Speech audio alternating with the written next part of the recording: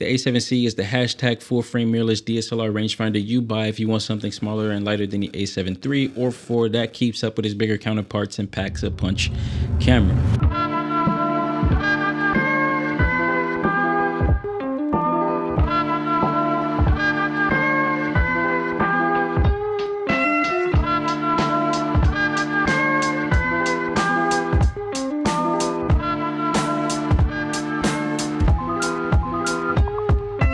Unless stated otherwise, majority of the videos on this channel was recorded with the Sony A7C. The Sony A7C has changed the way I approach recording videos. And yes, the Sony A7C is the smallest full-frame hybrid of its kind. It basically has the internals of the A7 III, but with updated color science and articulating LCD screen, updated autofocus, and the viewfinders off to the side, giving it more of a rangefinder feel than that of mirrorless DSLRs or its siblings, the A7 III and A7 IV, and all of the other A7 series cameras for that matter. Sad news, as of the time of recording this video, the production of the A7C has been suspended. Great news, you may be able to find it for a steal right now. I'm not sure, I haven't taken a look, but if you are on the market, I would keep an eye out. When on a budget, buying used is your best friend. And before I go any further, I did check the price of the A7C right now. It looks like the A7C prices are all over the place, ranging from $2,000 to nearly $3,000.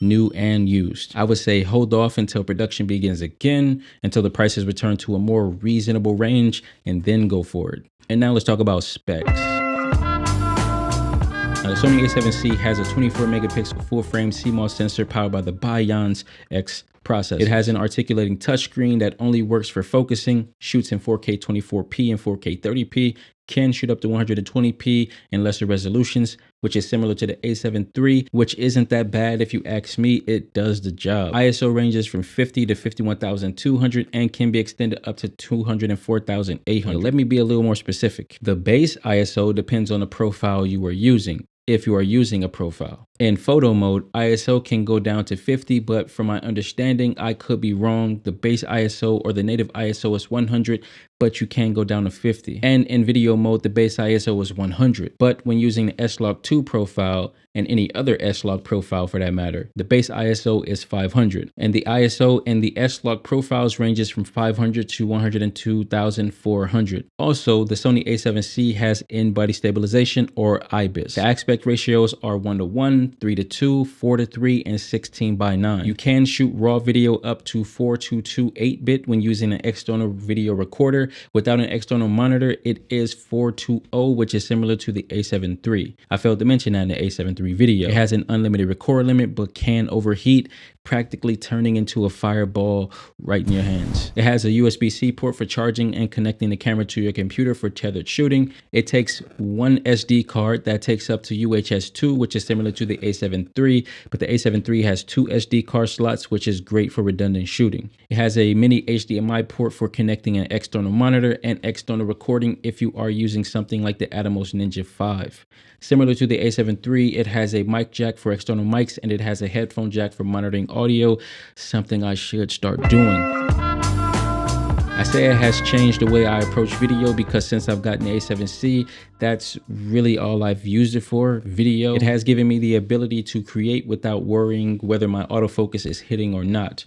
Of course, I could have gone with Canon or Olympus. Their autofocus is just as great, but I went with Sony for video, and it has been a great experience so far, no regrets. Plus, the level of entry wasn't as steep when it comes to other camera options, especially when it comes to lenses. In my opinion, I opted for third-party lenses such as Tamron to get started, and they've not disappointed. I'm using the Tamron 17-28 2.8 to shoot this video right now. And Tamron has some updated newer lenses, but I am going to stick with what I have for now and talk more about them in our own separate videos. Now let's talk about size and portability.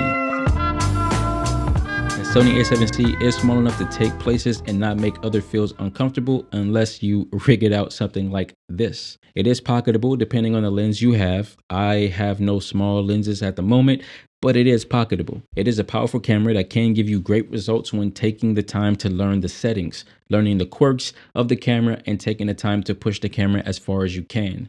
Now let's talk about the menus. can't really talk about a Sony camera without talking about the menus, right? Before getting into Sony, I constantly heard that the old menus were horrible, which are the menus on this camera. But after using them for a while, they're pretty simple as long as you know where everything is, which will happen over extended use. The menus aren't bad at all. It's just like using any other camera, which you search into the menus to find something. You may not find it as quickly as you want, but it is there. And you can always use YouTube, Google, and wherever else place, or just refer to the manual to look for what you need. I'm still learning things about this camera, especially when it comes to using the picture profiles and color grading. It is just as good with video as it is with photo. This is a great camera for beginner photographers and experienced photographers who are used to using crop sensors but are looking to enter into the world of full frame, or just want a full frame body on the side. And again, it is the smallest full frame camera of its kind, next to the Sigma FP. The Sigma FP and the FPL are by far the smallest full frame cameras that I've seen, which makes the A7C the smallest full frame camera you may actually see someone use, although I've not really seen anyone use the A7C out here in Chicago. I repeat, which makes it the smallest full frame camera that you may actually see someone use. I mean, until I get my hands on the Sigma FP. And what else is there to say? Oh yeah, you can watch this video right here if you want to know a little bit more about the Sony A7 III. That is it for today. I want to thank you for joining, and you know what to do. Stay awesome.